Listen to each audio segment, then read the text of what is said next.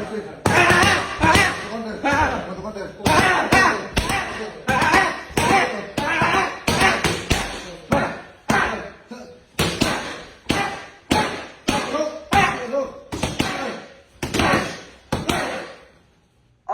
so we're going to go ahead and continue the long-standing tradition of covering Japanese boxing here on True School Sports. True School Sports, the #1 source for Japanese boxing in America. And shout out to everybody in the land of the rising sun and the land of the free and the home of the brave and all around the world tuning in to watching this video. If you're tuning in, odds are you have quite a deep interest in the Japanese boxing scene, because this video is not about the monster Naoya Inoue. This video is not about Kenshiro Teraji or Junta Nakatani or any of those big names. No, but this video is about a fight. You know, I was going through the boxing schedule on BoxRec, and I was looking at maybe some fights that the boxing media is not talking about. What could I talk about that's not really out there? Is there anything captivating that the boxing fans should know about? And this fight really caught my attention. This fight caught my attention because you know, you got one fighter who's a world-ranked fighter who is potentially an opponent for the likes of Abdullah Mason, Floyd Schofield, you know, things like that. Could be fighting for a world title within the next year or so. And that fighter is Shu Utsuki. You know, Shu Utsuki, the Japanese lightweight champion, the WBO Asia Pacific lightweight champion, the #7 ranked WBA lightweight contender, the #5 ranked WBO contender. This guy is right there. He's on the cusp of really fighting at the world level, you know, and being involved in a big fight. He's someone that American fight fans are going to know about really soon, because he's probably going to fight somebody who's notable in America. He's on one end, right? Big time knockout puncher, been in some really exciting fights over the years. He's on one side. Now on the other side, and this is really interesting because I didn't know much about this guy. I actually just learned about him like literally today as I was going through the schedule.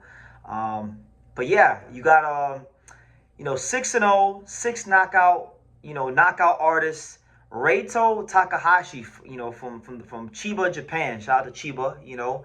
They, you know, he's the guy, so he's made a little history. He's the first fighter in the history of boxing to sign a promotional contract with Viva Promotions, which is, you know, Brendan Gibbons' promotional company, the son of Sean Gibbons, right? So they clearly see something in him. He won like 8 high school national titles, somewhere around that range of national titles.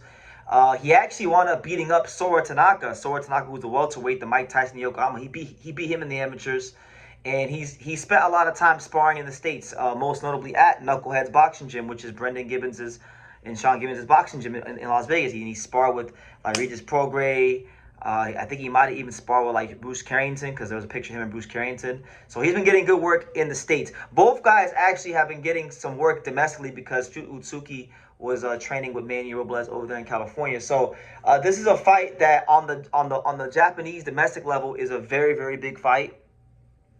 It's August 19th at Corkin Hall.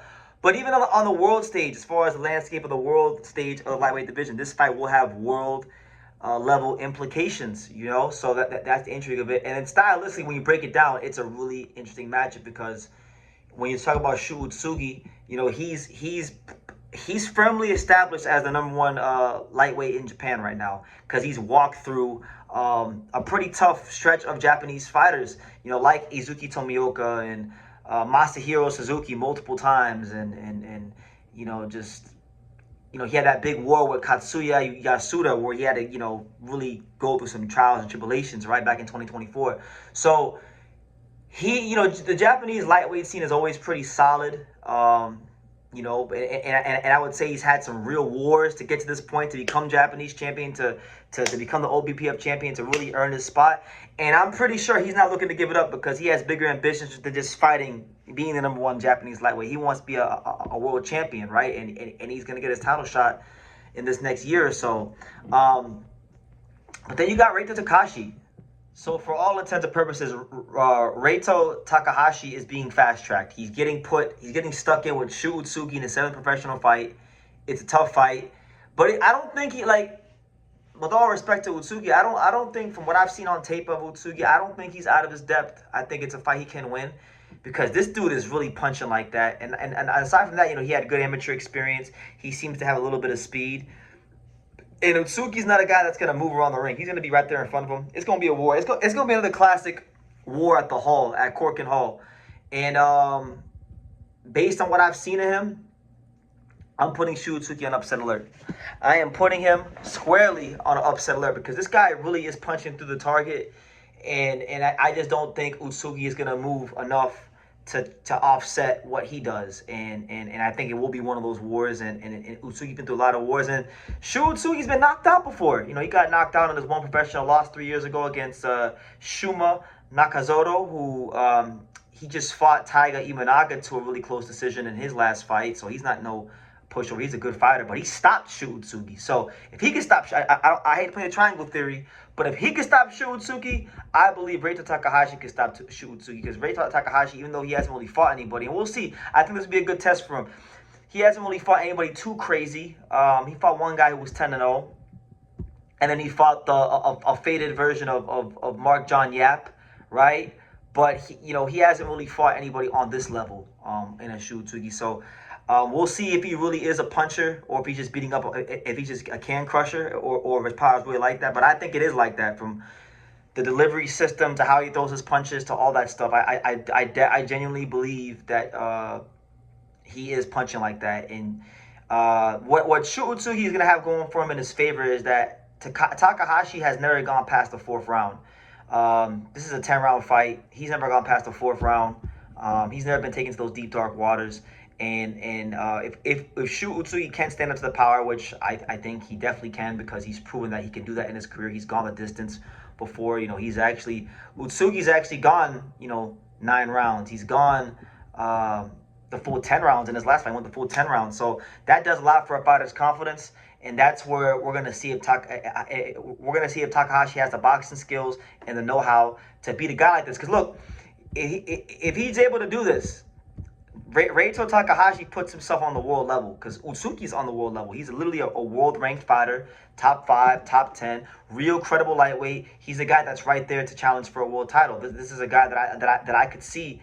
I really believe you're gonna see Shu Utsuki, if he wins this fight, potentially fight a guy like Sam Noakes or Alan Chavez, or get picked as a voluntary for like an Abdullah Mason fight. That's kind of where he's at right now, and he's an exciting fighter. Anybody who watches his fights knows he's an exciting fighter. But I'm putting him on an upset alert, and I'm gonna say I'm putting him on a high upset alert, because, like I said, he likes to exchange.